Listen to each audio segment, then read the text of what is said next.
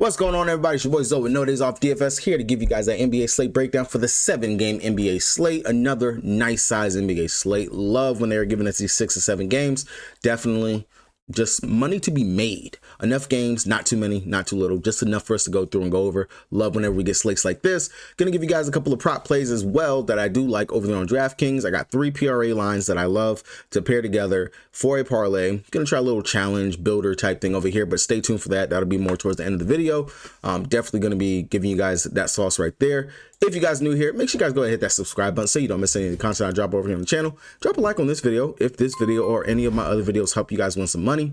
Definitely means a lot. Loving to see the continuous support, the growth, positive comments whenever I do get them, and the thumbs up. It just tells me that you guys are actually enjoying the content that I'm putting out. On top of that, you guys on the Patreon, if you are not subbed to the Pat, it is down in the link in the description below. It's only $5, $5. Promise you, you will make that money back. Now, DFS for myself, it has been cold these last 2 days. Last night, I was pretty high on Freddie V because I didn't want to play Jalen Green. Unfortunately, it was Jalen Green instead of Fred. Fred didn't take a shot. He took 1 shot in the first half of the game. Didn't take any shots, and then finally started shooting in the second half, but really couldn't get it going. Got himself in foul trouble. It just was crap. Grady Dick, I have no clue what happened right there. Dude was on pace to at least get me about 25, close to 28 fantasy points, and then all of a sudden didn't play the entire fourth quarter and just was non-existent, gone. And I mean, yeah, they beat the Warriors, but still, it just didn't make any sense to me. And then kind of figured it was going to be a bounce back spot for him. Did very well. Julius Randle, should have won Rudy. Was definitely just on the fence in regards to that right there. Tracy Jackson Davis got himself hurt, missed a little bit of time, then came back. Wasn't really the same when he got back out there. So I had to make some pivots for the late game. Really, I was just dead in the water. Didn't even worry about it. But Castle, they said he was starting, so I went ahead and plugged him in there. Ran it back with LeBron James for I tried to make up for something. Of course, can't play Anthony Davis at that spot, so that didn't help. And then played Terry Rozier. In all honesty, of course, I do wish that I just would have played Ware because he went ahead and went off. But as always, the prop plays are definitely coming in and they are saving the day. Out of 14 plays, 11 out of the 14 cash, not including, of course, the DMPs that we had.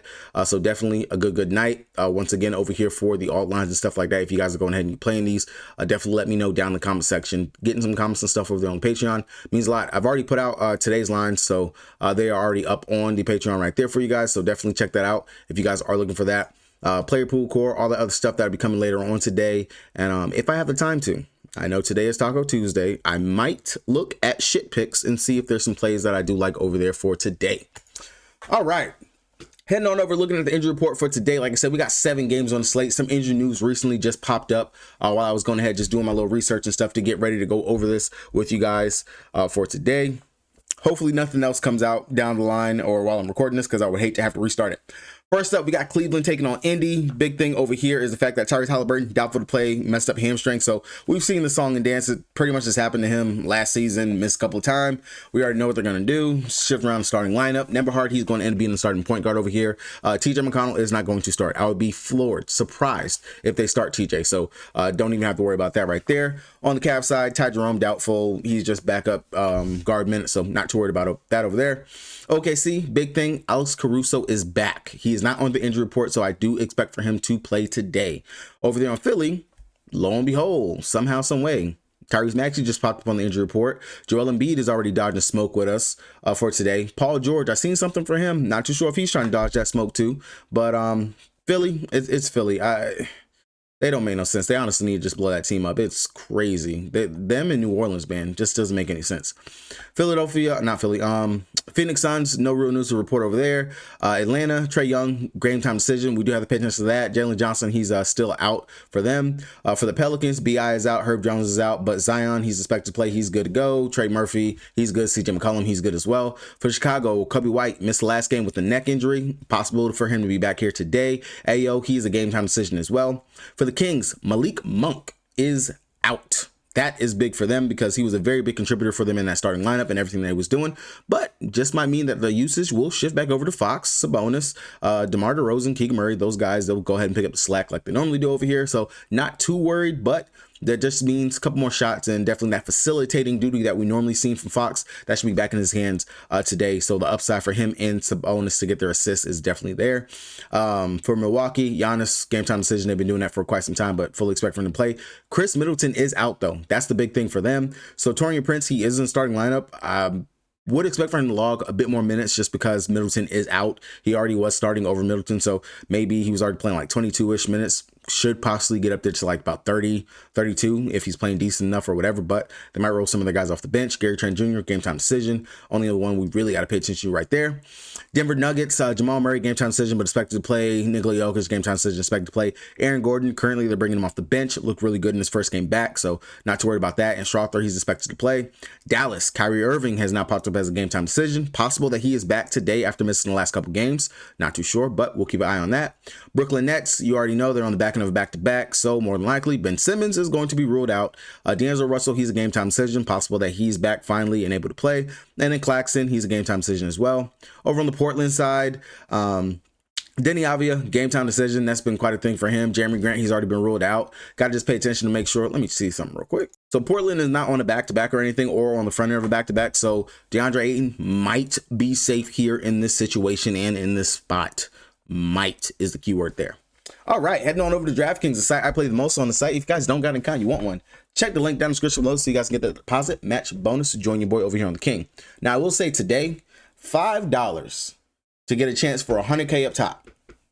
I can't beat that. That's not bad at all. Definitely love whenever we get these instead of getting the $18, the $15, or the $20. $5. Definitely throw a couple lines in here. See if you can't go ahead and take this down. With that being said, let's go ahead. Let's get started. First game first, we got Cleveland taking on Indy. On the Cleveland side, it is the same song and dance that we do every single time whenever we look over here. The usage is definitely concentrated between Darius Garland, Donovan Mitchell, Evan Mobley, and more recently, Jared Allen. He's definitely been coming on very strong for his recent play and stuff that we've been seeing over the last couple games from him. I definitely am surprised a bit in regards to the output that he's given us in these last couple of games. But the upside definitely high. Don't mind looking towards him as possible play 6,600. The dude has been hooping, rebounding, and getting those putbacks very well, getting to the line, things like that. Last game versus Indy, though, only 25 minutes. 28 fantasy points after coming off those good games. This is definitely a bounce back spot for him. Now, I will say, I don't mind instead going over to my boy Evan Mobley, who we already know. If I got to choose between the bigs, I normally do go to Evan Mobley. I love his upside. We know he can rebound very well. They split the bigs times anyway. Mobley will run that center spot whenever Allen's not on the court. 8,200, very high usage, and the upside is there. And then if I do have to choose between the guards today, I just feel like we really haven't had a big Donovan Mitchell game in a while. And the matchup is there for him. It's definitely there. We have seen opposing twos go out here and have some decent games versus them. Buddy Hield, for everything that he can do, shooting wise and whatnot, he put up 30 plus fantasy points going up against him.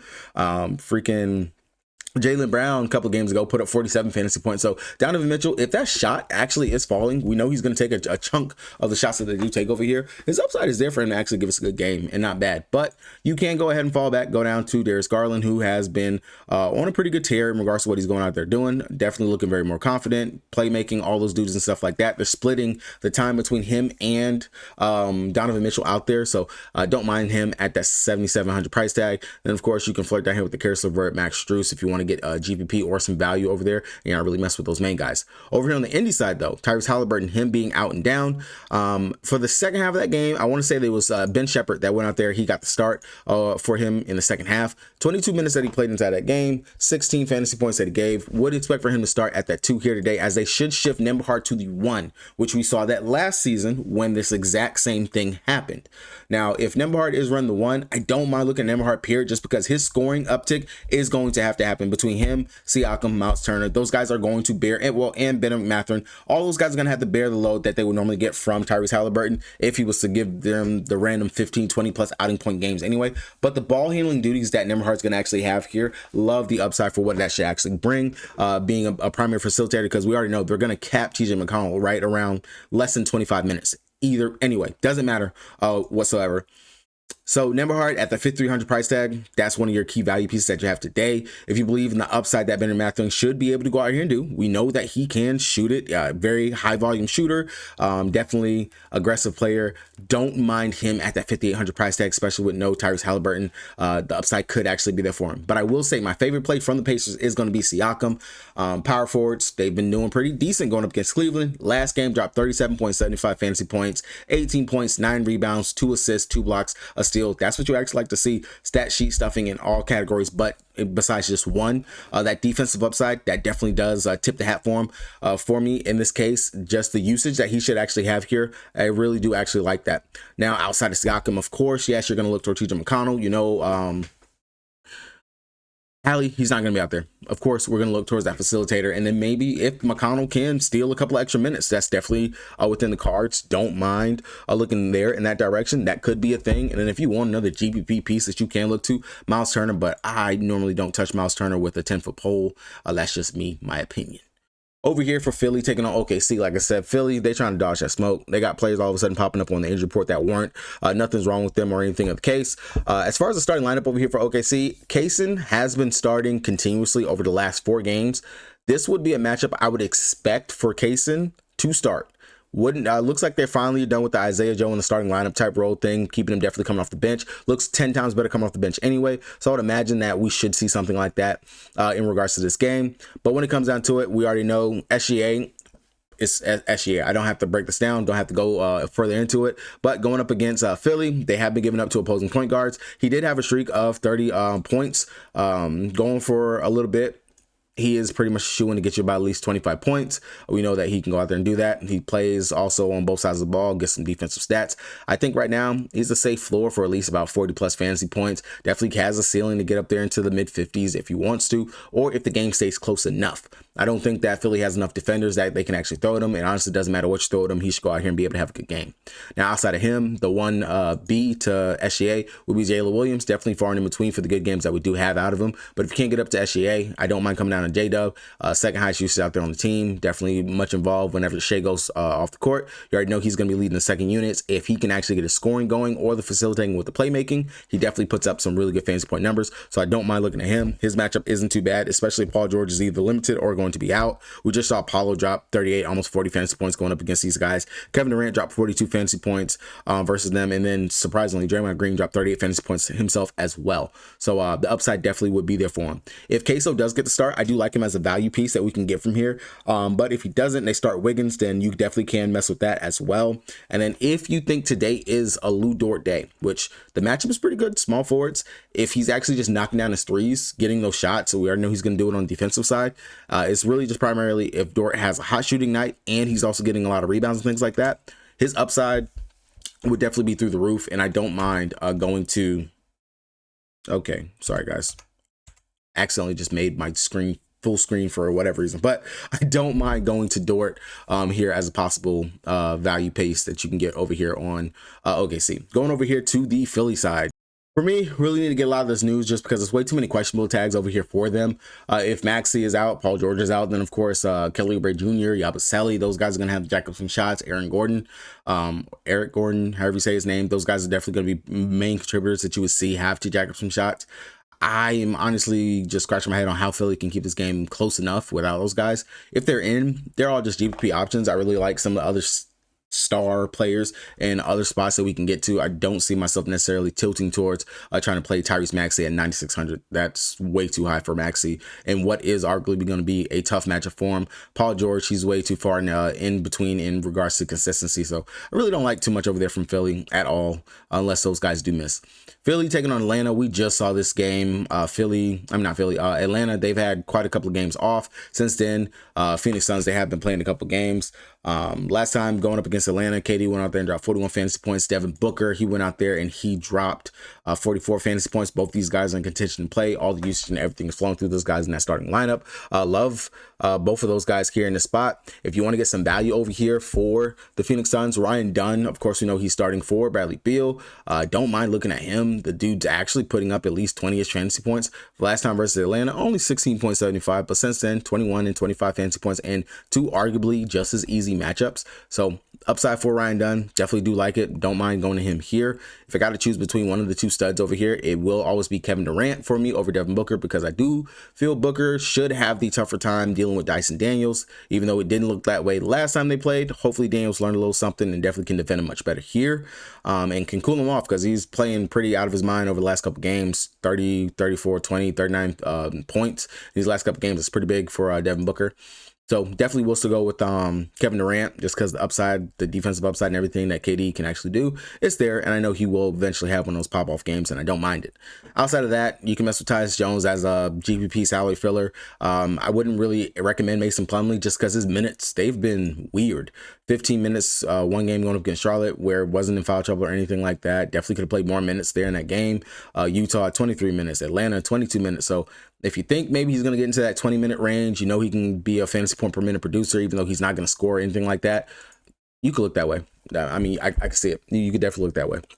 On the Atlanta side of things, we do need to know if Trae Young's going to be in or out. Even if Trae is going to be out, the main guys that stick out to me are going to be two of the value pieces from them. And one of them, Dyson Daniels, just from the way that he stepped up over these last several games without Jalen Johnson being there. Going up against the Phoenix last time, he dropped 29 fantasy points, 13 points, 3 steals, 3 assists, 4 rebounds. Like his upside here, he's definitely taking some of those shots out there. And he does a little bit of everything. League leader in steals. We know he's always going to get him a couple steals inside of a game. Don't mind going towards him here at the 7,100 price tag. Outside of that, Clint Capella consistently giving us a little something over these last couple games. Versus them the last time, dropped 33.75 points. Not gonna say maybe he's gonna go out here and do it again, but he did arguably pretty well the last time. 10 points, 2 blocks, 2 assists, 11 rebounds, 1 steal. Like the upside for what we can get from Clint. Wouldn't mind going right back to him. And then of course, if you're worried about Clint, maybe you want to take the $400 savings. You know they pretty much evenly spread the time at that center position. You can definitely mess with Onyeka Okongwu. This could probably be the game where Onyeka goes over there and goes off. Clint just rides the back seat in regards to it and just has a Okongwu type game, and Clint, you know, it could be one of those things. But those would be my favorite 2 plays over there from the Atlanta side if I have to choose. If Bogdanovic is out, then not really too worried about anyone else. I don't see myself getting there. That just means more shots for Hunter. Hunter, he's been playing pretty well over a couple of games, definitely kind of teetering in regards to his results, but at least consistently getting us right around that 20 to 25 fantasy point range. Bit too much for his price for what he's actually producing, so I wouldn't actually go there. Possibly one of the ugliest / game of the night that you're gonna definitely have to have some pieces from. New Orleans Pelicans taking on Chicago Bulls. 2 teams that are pretty shit at defense. Both these teams are teams we've been picking on whenever it comes to rostering lineups anyway. So there's no reason that we don't go ahead and take plays from both sides. On the New Orleans Pelicans side, everybody's in play. You got Zion is in play, Dejounte Murray, Trey Murphy, CJ McCollum, even Messi, who we normally pick on the other side. Messi, he should be able to go out here and possibly go out here and maybe get us a double-double. Finally, he's been very up and down in regards to what he's given over the last couple games, especially with Zion being back. I do like the upside for Zion. Played 28 minutes in that last game, 38.25 fantasy points in what should have been a tougher matchup going up against the Boston Celtics. This matchup here, the force that he should be able to play with, as long as he doesn't miss any flights and he didn't get himself in trouble out there playing around in Chicago, he should be good to go to get us a really good fantasy point production here. And I love his upside at 8,900. That's really great for him. Outside of that, we've attacked with opposing guards continuously. Dejounte Murray, CJ McCollum, you know, both of these guys are going to be in play in contention. Definitely going to have to go there for those guys. And then, of course, Trey Murphy, the dude is a shooter. He's a sniper. 44.5 fantasy points, 30 actual points going up against Boston in 39 minutes, 5 of 10 from 3. You know, he's going to definitely go out here and get us multiple threes in this matchup in this game. Love the upside for what he should be able to actually bring to the table. Definitely looking at him as a possible piece that I want to build around. Possible. If I do have to rank these players over here for the Pelicans, I'm going to say it's going to be DeJounte, CJ, Trey Murphy, and then Zion, just because Zion minutes limit. That's the only thing that worries me about him. I know everyone else is going to play upwards of 30 minutes. And then just the usage and everything that DeJounte Murray has. He's, of course, stat sheet stuffer. He's going to rebound. He's going to get those assists, the defense, the points, all that. His upside at 8,600 is really good. Definitely can go out there and probably might can outscore Zion in regards to fantasy point production, especially if he is still on a minutes limit. That's the only thing that would kill that right there for me. I have no clue what I was saying for jumping back into this break because I just got a call from my grandma. So I was on the phone for almost 30 minutes and luckily no news happened. So jumping back into the breakdown, I'm very sure that I already covered everything for the Pelicans though. in regards to those guys. Breakdown of exactly who I would target, the order for that right there. So shifting over to Chicago side of things, of course, we're going to have to get some runbacks from this side of the game, just simply because it is, of course, the Pelicans, the Bulls. They're in a really great spot. Everyone in their starting lineup, from Vooch, Giddey, Kobe White, if he's in. If he's out, then we should see Lonzo Ball start again. So Lonzo, Giddey, Zach LaVine, everyone but Patrick Williams, of course, would be in contention to play, just because Patrick Williams is such a low usage player. Unless he's knocking down every single shot that he gets, getting a ton of deflections and steals and stuff like that, we're not going to see a huge game out of him. I understand that last game he had 28.25 fantasy points, 5 rebounds, 5 assists, 2 blocks, a steal, 8 points. Off a 3 of 12 from the field. Now, if you're going to tell me Kobe White's out and he's going to do that again, but can get more efficient, maybe 2 of 5 from 3, overall 50% from the field, and give me the exact same stat line, yes, definitely he would be very much GPP contention, but I'm just not going to risk it going there. Instead, I'm going to focus on Vooch, who has arguably the best matchup out of everybody in the starting lineup, just because we continuously pick on the Pelicans at the center spot. So Vooch, double-double, definitely could be in the cards as long as he's actually aggressive on the glass and he's actually hunting for those rebounds here in the spot. Played them earlier this season in 31 minutes. He dropped 37 fantasy points. They lost that game 111 to 123. So hopefully this game definitely could be better.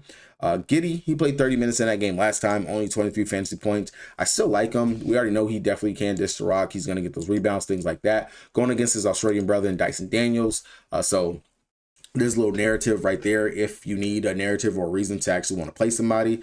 Zach LaVine, he's been putting up some really great stats over his last several games. I honestly think he's just trying to boost his trade value, but 8,600, I could definitely see myself going there to him. 59, 46, 43, 63, 51. Versus than the last time he put up a fantasy point per minute, 37 minutes, 37 fantasy points in that game. So I definitely would go there. Off the bench, not really looking at anybody except for Lonzo, still 4,800, playing at least 20 minutes a night now. We're seeing it, was very efficient from the field last time, 5 of 8 from 3.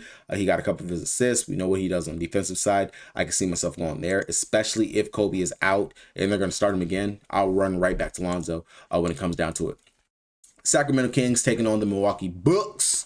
Over here for me, Sabonis, Fox, both of those guys definitely in play, especially with no Malik Monk. Really do like Fox here in the spot, 8,300. Last game was his first game back after missing, I want to say, like the last 3 for them. Played 33 minutes, dropped 44.75 fantasy points versus the Bulls. This is arguably another good matchup. I know that we have this notion now that the Bucks are actually good at defense, but still, I feel like they could be targeted left and right. And I'm going to go right back to who I see as the weakest defender, which is Damian Lillard. Not scared of his defense at all. Has never been known as like a lockdown defender or anything like that. Even with Andre Jackson, Andre can get bullied. Honestly, Fox, one of the fastest players in the league, can definitely go north to south very well, get into the hoop, really good finishing package. And we know he's definitely can stretch the floor, been shooting quite a bit of threes so far on the season. Last 5 games, even after coming back from missing in 33 minutes, drops and continuously dropping 40 plus fantasy points. So I'll go right back there to that. For him, this could be a spot I can see us maybe messing with DeMar DeRozan, who someone I really haven't like rostering over here on the Kings, but 6,800, playing 30 plus minutes a night. No Malik Monk. He's taking 20 plus shots. Just needs to be efficient with those shots. So I can see myself going there to him. And then surprisingly, that boy Keegan Murray. It looked like he might have found a shot again. He's definitely picking it up out there, getting some rebounds, showing us a little bit on the defensive side. I like what I'm actually seeing from young Keegan here in the spot. So won't mind going to Keegan as another play that I can go ahead and get to when it comes down to it. I'll go there. And then Keon Ellis, he's going to be in the starting lineup for Malik Monk. He should be in the starting lineup for him. Definitely you can use him as a value piece, a value valve if you want to get there to that. I can see yourself going there. And then if you want to mess with Sabonis, I don't have to talk up Sabonis. You guys already know, triple-double upside, all the play, everything, so on and so forth. Over here for the Milwaukee Bucks, it's just Giannis to me.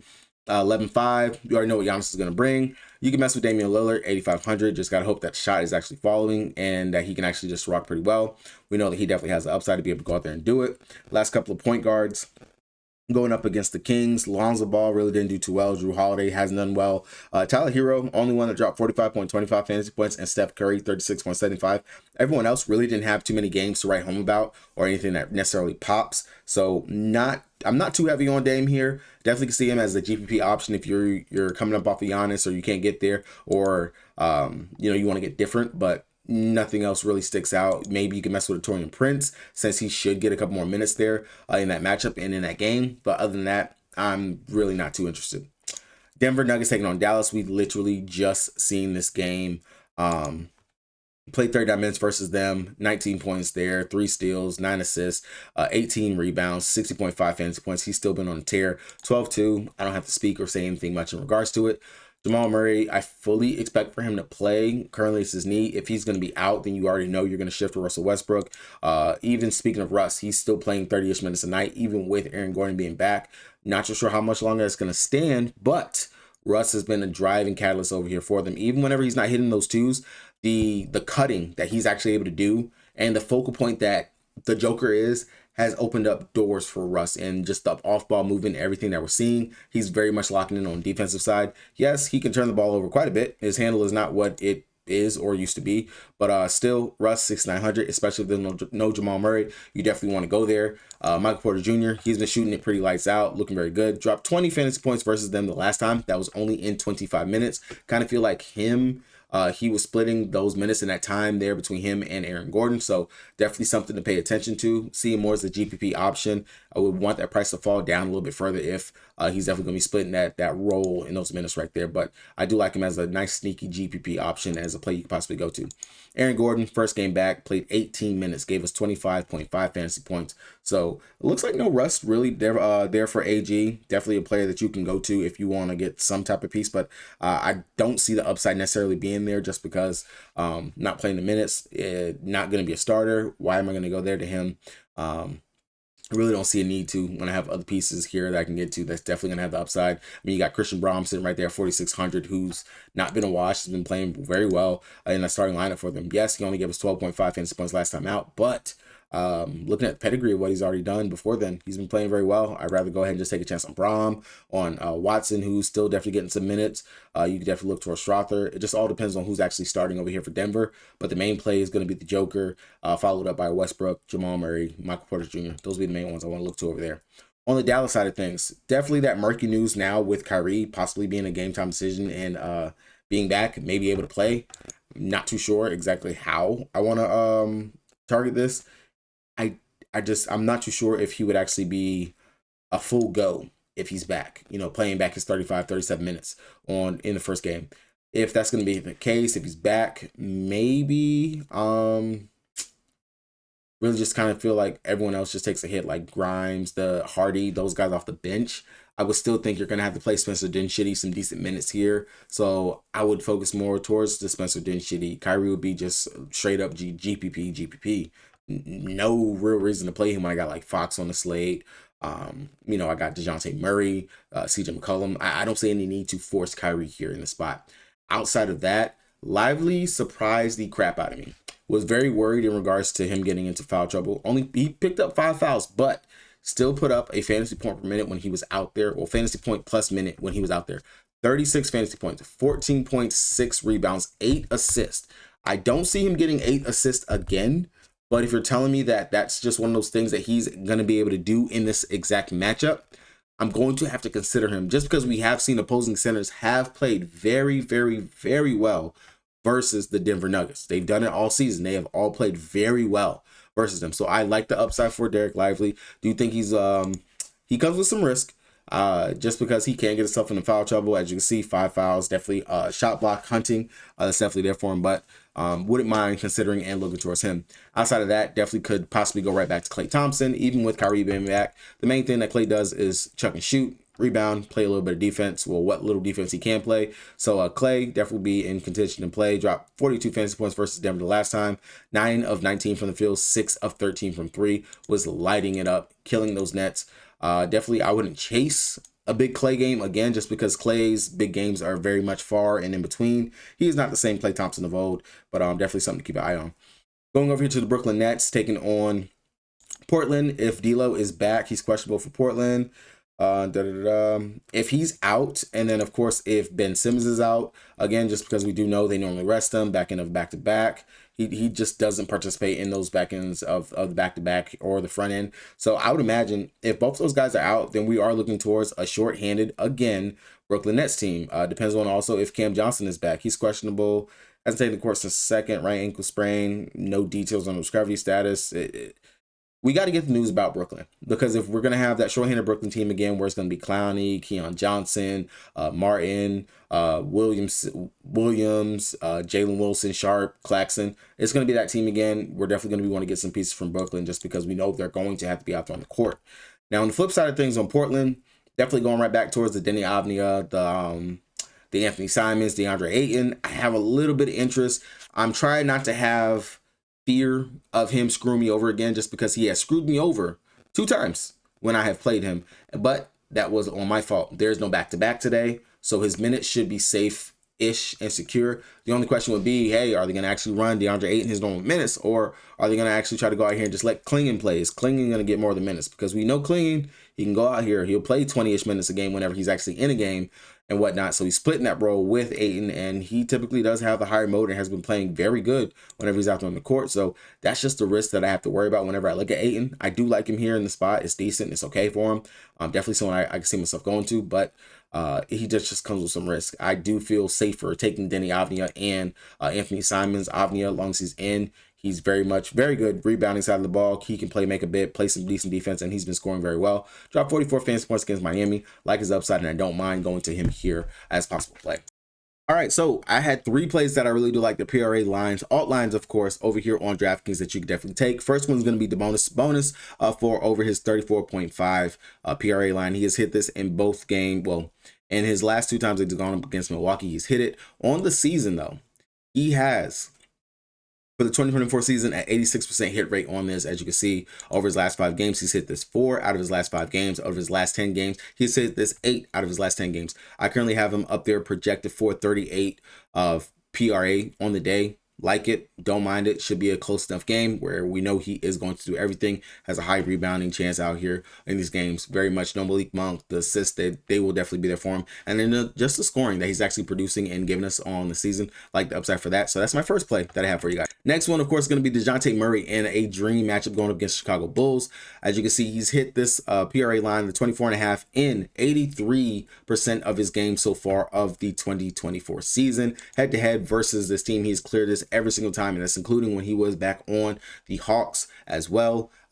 Earlier this season in October when he played, he dropped 32 PRA on them. So upside, even with Zion being back, like I said, guards, we attack them going up against the Chicago Bulls. I got him projected for 28 PRA on today. Love his upside. Definitely will be going right there as my second PRA line that I like for today. And then last but not least is my boy Evan Mobley in what should be a pretty good matchup going up against the Indiana Pacers. As we can see, he has hit this in 83% of his games so far on the season, and in the head-to-head matchup, he has hit this in 3 out of those 4 games spanning all the way back to the 2023 season, 75% of the games. And when he did play Indy earlier, which was a couple weeks ago, correction, a couple days ago, he dropped 29 PRA in that game. We know he has a very high rebounding chance. He is going to go ahead and score, and he can dish the rock and get a couple of assists. So that PRA line sitting at that 24.5, I really do feel like that's a bit too low for him. Got him sitting at 29 PRA projected for today. Love the upside. Pairing all 3 of these, it gets me to a minus 104. Couldn't get to exactly plus money, but playing all 3 of these over there on DraftKings, running for $25, should be able to bump that up to pulling up on DraftKings. Boom,